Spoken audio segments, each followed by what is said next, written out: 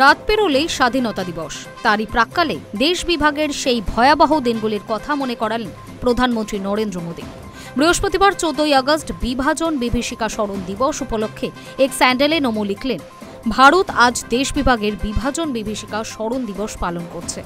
ইতিহাসের এক বেদনাদায়ক অধ্যায়, অসংখ্য মানুষের অসহ্য দুর্ভোগ, যন্ত্রণা ও বিপর্যয়কে স্মরণ করার দিন। পাশাপাশি প্রধানমন্ত্রী আরও লিখলেন, আজ সেই সকল মানুষের অদম্য মানসিক শক্তিকে শ্রদ্ধা জানানোর দিন, যারা সেই অকল্পনীয় দুঃখের মধ্যেও নতুন করে জীবন শুরু করার সাহস পেয়েছিলেন। অনেকেই সেই ধ্বংসস্তূপের মধ্যে থেকে উঠে এসে অসাধারণ কৃতিত্ব অর্জন করেছেন। তাদের জীবনের গল্প আমাদের সামনে মানবিক সহিষ্ণুতা ও সাহসের উদাহরণ।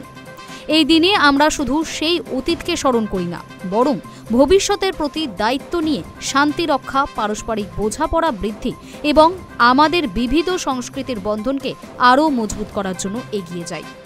1947 সালের 14ই আগস্ট শুধু ভারতবর্ষ নয়, গোটা বিশ্বের ইতিহাসের এক রক্তাক্ত দিন।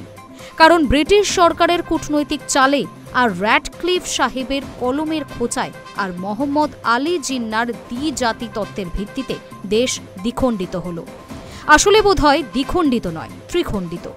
একদিকে পশ্চিম পাকিস্তান, অন্যদিকে পূর্ব পাকিস্তান।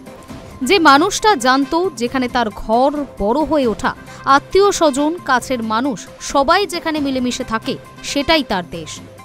গুটি কয়েক লোকের তুগলকি সিদ্ধান্তে হঠাৎই সেই দেশটা একদিন হয়ে যায় পরদেশ। সে জানতে পারে তার ধর্মের আর তার লোকজনের দেশ সেটা নয়। তার দেশ কাঁটাতারের ওপারে। নিজের ঘর, স্বজন সব ছেড়ে চলে যেতে হবে।